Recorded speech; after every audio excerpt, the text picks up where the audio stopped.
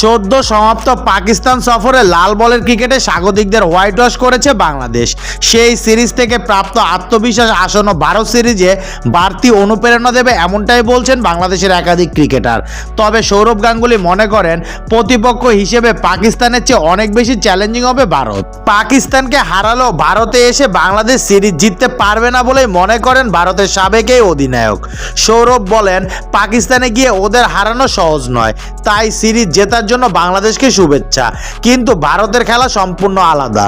গড়ের মাঠে হোক বা বিদেশে, ভারত খুবই শক্তিশালী দল, তাই আমি বাংলাদেশের কোনো আশাই দেখছি না ভারতই সিরিজ জিতবে। সৌরভের মতে পাকিস্তানের বর্তমান দল আগের মতো নেই। পাকিস্তান দলকে দেখে রীতিমতো চিনতে পারছেন না তিনি।